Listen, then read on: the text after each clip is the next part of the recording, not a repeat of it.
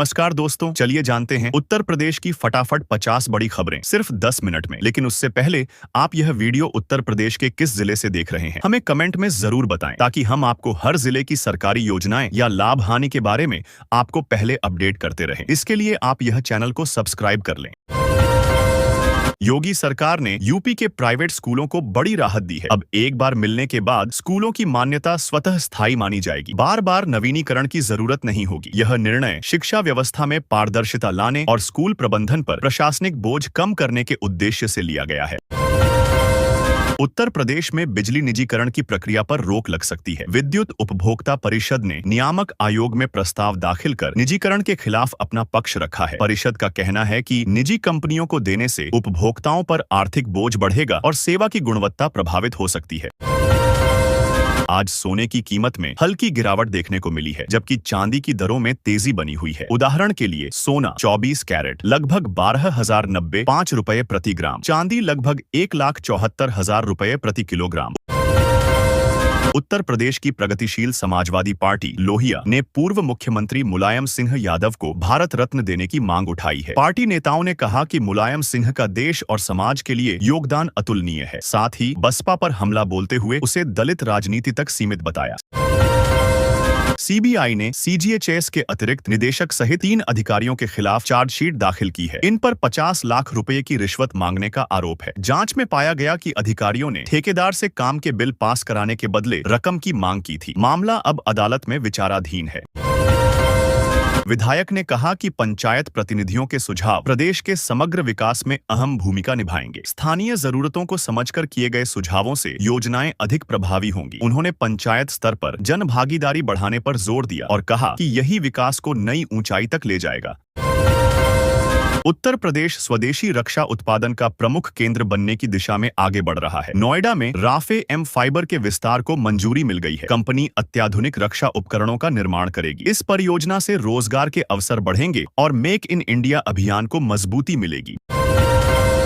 दीपावली पर सुरक्षा व्यवस्था को ध्यान में रखते हुए प्रशासन पूरी तरह सतर्क है। भीड़ भाड़ वाले इलाकों में सुरक्षा बलों की तैनाती बढ़ाई जाएगी। पटाखों की बिक्री के लिए टाउन पॉलिटेक्निक परिसर को निर्धारित स्थान बनाया गया है, ताकि किसी तरह की दुर्घटना या अव्यवस्था से बचा जा सके। विकसित भारत विकसित उत्तर प्रदेश अभियान के तहत जिले में एक बैठक आयोजित की गई। अधिकारियों और जनप्रतिनिधियों ने प्रदेश के विकास कार्यों की समीक्षा की। बैठक में केंद्र और राज्य सरकार की योजनाओं के प्रभावी क्रियान्वयन पर जोर दिया गया, ताकि हर वर्ग तक विकास का लाभ पहुंच सके। यूपी में हुए विमान हादसे पर जेट एविएशन के निदेशक ने कहा कि दुर्घटना की मुख्य वजह हवाई पट्टी की खराब स्थिति हो सकती है। उन्होंने बताया कि पट्टी लैंडिंग और टेक ऑफ के उपयुक्त नहीं थी। जांच टीम को जल्द रिपोर्ट सौंपने और सुरक्षा मानकों की समीक्षा करने के निर्देश दिए गए हैं। 2027 विधानसभा चुनाव से पहले राजनीतिक दल क्षेत्रों, योजनाओं और स्थलों के नाम बदलने की होड़ में है। यह सिलसिला लंबे समय से जारी है, जिसे पार्टियां अपनी विचारधारा और जनसमर्थन मजबूत करने का माध्यम मानती हैं। आश्रम विद्यालय से एक छात्र चहारदीवारी कूदकर भाग निकला, जिसके बाद गार्ड ने उसे रोकने की कोशिश की। राहगीरों ने गार्ड को किडनैपर समझकर पीट दिया। बाद में पुलिस के हस्तक्षेप से मामला शांत हुआ। जांच में पता चला कि छात्र विद्यालय से बाहर जाना चाहता था। अपहरण की बात झूठी थी। पुलिस ने 44 लाख रुपए मूल्य का गांजा बरामद करते हुए 2 तस्करों को गिरफ्तार किया है। यह कार्रवाई गुप्त सूचना के आधार पर की गई। आरोपियों के पास से बड़ी मात्रा में नशे का सामान और एक वाहन भी जब्त किया गया। पुलिस अब तस्करी नेटवर्क की गहराई से जांच कर रही है। उत्तर प्रदेश के एक अहम विभाग में नई भर्तियों की तैयारी शुरू हो गई है। विभाग ने रिक्त पदों के लिए प्रस्ताव यूपी लोक सेवा आयोग को भेज दिया है। आयोग जल्द ही विज्ञापन जारी करेगा। भर्ती प्रक्रिया पूरी होने पर राज्य में युवाओं को रोजगार के नए अवसर मिलेंगे। मुख्यमंत्री योगी आदित्यनाथ ने गोरखपुर के 160 गरीब परिवारों को दिवाली से पहले पक्के घरों की चाबियां सौंपी। यह घर प्रधानमंत्री आवास योजना के तहत बनाए गए हैं। सीएम ने कहा कि सरकार का लक्ष्य हर बेघर को छत देना है और विकास का लाभ अंतिम व्यक्ति तक पहुंचाना है। प्रशासन ने निर्देश दिए हैं कि सभी स्वास्थ्य केंद्रों पर चिकित्सक और पैरामेडिकल स्टाफ की अनिवार्य तैनाती की जाए। इसका उद्देश्य मरीजों को समय पर इलाज और बेहतर स्वास्थ्य सुविधाएं उपलब्ध कराना है। स्वास्थ्य विभाग ने अधिकारियों को निगरानी बढ़ाने और अनुपस्थित कर्मचारियों पर कार्रवाई के आदेश दिए हैं। उत्तर प्रदेश में 1821 राजकीय महिला शिक्षकों को प्रवक्ता पद पर पदोन्नति मिलने जा रही है। लंबे समय से प्रतीक्षा कर रही शिक्षिकाओं की 3 वर्षों की तपस्या अब समाप्त होगी। शिक्षा विभाग ने प्रक्रिया पूरी कर सूची जारी करने की तैयारी शुरू कर दी है। इससे शिक्षकों में उत्साह है।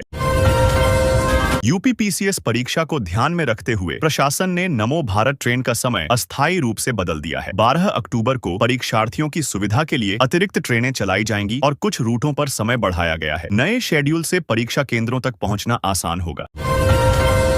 दीपावली पर यूपी के बीएड डिग्री धारकों को बड़ा तोहफा मिला है। अब उन्हें बीटीसी के बराबर मान्यता दी जाएगी। शिक्षा विभाग ने आदेश जारी करते हुए बताया कि अभ्यर्थी एनआईयूएस के माध्यम से ब्रिज कोर्स पूरा कर सकेंगे। इससे उन्हें प्राथमिक विद्यालयों में नियुक्ति का अवसर मिलेगा। जिले में 14 और 15 अक्टूबर को रोजगार मेले का आयोजन किया जाएगा। इस मेले में विभिन्न कंपनियां भाग लेंगी और युवाओं को रोजगार के अवसर प्रदान करेंगी। रोजगार कार्यालय ने अभ्यर्थियों से आवश्यक दस्तावेजों के साथ समय पर पहुंचने की अपील की है। आयोजन स्थल की तैयारियां पूरी हो चुकी हैं। देवरिया के संत विनोबा पीजी कॉलेज में छात्रों ने हंगामा किया और प्राचार्य को कार्यालय में बंधक बना लिया। छात्र परीक्षा परिणामों में सुधार और फीस कटौती की मांग कर रहे थे। सूचना मिलते ही पुलिस मौके पर पहुंची और बातचीत कर प्राचार्य को मुक्त कराया। स्थिति फिलहाल नियंत्रण में है। यूपी बोर्ड जल्द ही 170 स्कूलों की मान्यता खत्म कर सकता है। जांच में पाया गया कि इन स्कूलों में बुनियादी सुविधाओं की भारी कमी है और कई फर्जी दस्तावेजों के आधार पर मान्यता ली गई थी। बोर्ड ने संबंधित जिलों से रिपोर्ट तलब की है और कार्रवाई की प्रक्रिया शुरू कर दी है। मुख्यमंत्री योगी आदित्यनाथ ने अधिकारियों को निर्देश दिया है कि त्योहारों के दौरान अराजक तत्वों पर कड़ी नजर रखी जाए। उन्होंने कहा कि किसी भी तरह की अफवाह या गड़बड़ी फैलाने वालों से सख्ती से निपटा जाए। प्रशासन और पुलिस मिलकर प्रदेश में शांति और सौहार्द बनाए रखें। विकसित उत्तर प्रदेश समृद्धि का शताब्दी पर्व महाअभियान के तहत जनसंवाद कार्यक्रम आयोजित किया गया। इसमें अधिकारियों और जनप्रतिनिधियों ने विकास योजनाओं की उपलब्धियां साझा की। जनता से सुझाव लेकर नई नीतियों पर चर्चा की गई। कार्यक्रम का उद्देश्य जनभागीदारी से प्रदेश के विकास को गति देना है। विकसित यूपी विजन डॉक्यूमेंट तैयार करने के लिए जनता की ओर से अब तक 35.5 लाख सुझाव प्राप्त हुए हैं। सरकार ने इन सुझावों को नीतिगत योजनाओं में शामिल करने की प्रक्रिया शुरू कर दी है। अधिकारियों ने बताया कि यह सहभागिता प्रदेश के समग्र और जनमुखी विकास की दिशा तय करेगी। योगी सरकार ने B.Ed पास अभ्यर्थियों के लिए पीडीपीटी कोर्स को मंजूरी दे दी है। इस कोर्स के माध्यम से B.Ed डिग्रीधारी अब प्राथमिक विद्यालयों में शिक्षक पद के लिए पात्र होंगे। शिक्षा विभाग ने कोर्स की रूपरेखा तैयार कर जल्द ही प्रवेश प्रक्रिया शुरू करने की घोषणा की है। यूपी सरकार ने B.Ed पास शिक्षकों के लिए 6 महीने का ऑनलाइन ब्रिज कोर्स कराने का फैसला लिया है। यह कदम सुप्रीम कोर्ट के आदेश के बाद उठाया गया है। कोर्स एनआईयूएस के माध्यम से कराया जाएगा, जिससे अभ्यर्थियों को प्राथमिक शिक्षक पद के लिए पात्रता मिल सकेगी। उत्तर प्रदेश में युवाओं को रोजगार के अवसर बढ़ाने के लिए स्पेशल ट्रेनिंग दी जा रही है। यह प्रशिक्षण कार्यक्रम राज्य सरकार की कौशल विकास योजना के तहत संचालित है। इसमें युवाओं को उद्योगों की जरूरत के मुताबिक तकनीकी और व्यावहारिक कौशल सिखाए जा रहे हैं, जिससे रोजगार में आसानी होगी। उत्तर प्रदेश के 75 जिलों में 12 अक्टूबर को पीसीएस प्रारंभिक परीक्षा आयोजित की जाएगी। अभ्यर्थियों की सुविधा के लिए रेलवे ने स्पेशल ट्रेनें चलाने का निर्णय लिया है। आयोग ने परीक्षा केंद्रों पर कड़ी सुरक्षा व्यवस्था के निर्देश दिए हैं। अभ्यर्थियों को समय से पहले केंद्र पर पहुंचने की सलाह दी गई है।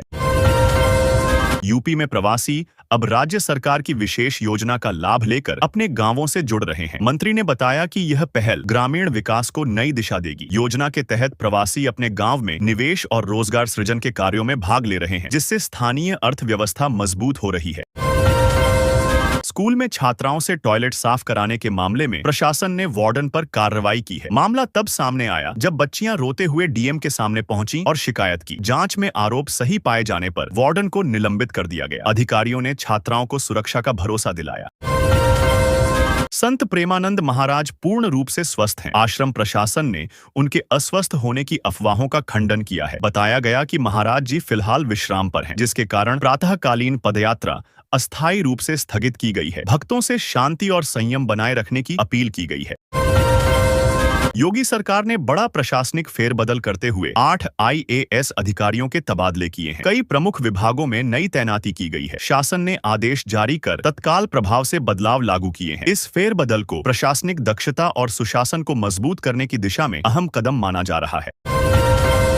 उत्तर प्रदेश में शिक्षकों के नवाचार को प्रोत्साहित करने के लिए आइडिया बैंक पहल नई दिशा दे रही है। यह मंच शिक्षकों को अपने रचनात्मक विचार साझा करने और शिक्षा प्रणाली में सुधार हेतु योगदान देने का अवसर प्रदान करता है। इससे शिक्षण पद्धतियों में नवीनता और गुणवत्ता बढ़ाने की उम्मीद है। काशी कॉरिडोर के विकास से उत्तर प्रदेश की अर्थव्यवस्था को बड़ी मजबूती मिली है। राज्य को 1.25 लाख करोड़ रुपए का आर्थिक लाभ हुआ है। पर्यटन में जबरदस्त बढ़ोतरी दर्ज की गई। अब तक 25.28 करोड़ पर्यटक काशी पहुंचे हैं। इस परियोजना ने रोजगार और स्थानीय व्यापार को भी बढ़ावा दिया है। कांग्रेस ने संगठन सृजन की समय सीमा एक बार फिर बढ़ा दी है। अब पार्टी ने 15 नवंबर तक सभी बूथ समितियां गठित करने का लक्ष्य तय किया है। प्रदेश नेतृत्व को बूथ स्तर तक संगठन मजबूत करने के निर्देश दिए गए हैं। यह कदम आगामी चुनावी तैयारी के दृष्टिकोण से अहम माना जा रहा है। उत्तर प्रदेश में बिजली दरों में बढ़ोतरी की तैयारी शुरू हो गई है। ऊर्जा निगमों ने नियामक आयोग में दर संशोधन की याचिका दाखिल की है। प्रस्ताव में घरेलू और वाणिज्यिक उपभोक्ताओं की दरें बढ़ाने की सिफारिश की गई है। आयोग सुनवाई के बाद नई दरों पर निर्णय लेगा। केंद्र सरकार ने दीपावली से पहले उत्तर प्रदेश के किसानों को बड़ी राहत दी है। सरकार ने गेहूं, चना, सरसों और जौ समेत कई रबी फसलों का न्यूनतम समर्थन मूल्य (MSP) बढ़ा दिया है। इससे किसानों की आय में वृद्धि होगी और फसलों की उचित कीमत सुनिश्चित हो सकेगी। उत्तर प्रदेश की राजनीति में मायावती की बढ़ती सक्रियता से सपा की रणनीति को बड़ा झटका माना जा रहा है। बीएसपी के सक्रिय होने से पीडीए गठबंधन की साइकिल डगमगा सकती है। राजनीतिक विश्लेषकों का मानना है कि मायावती का ग्राउंड कनेक्शन कई सीटों पर समीकरण बदल सकता है।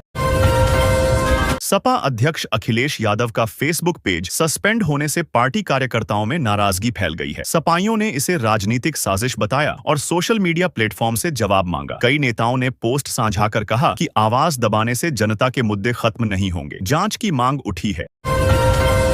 बेटी बचाओ बेटी पढ़ाओ अभियान के तहत छात्रा श्वेता तिवारी को एक दिन का सांकेतिक डीएम बनाया गया। उन्होंने अधिकारियों के साथ बैठक कर विभिन्न योजनाओं की समीक्षा की। इस पहल का उद्देश्य बेटियों में नेतृत्व क्षमता बढ़ाना और उन्हें प्रशासनिक जिम्मेदारियों से परिचित कराना है। कार्यक्रम की सराहना हुई।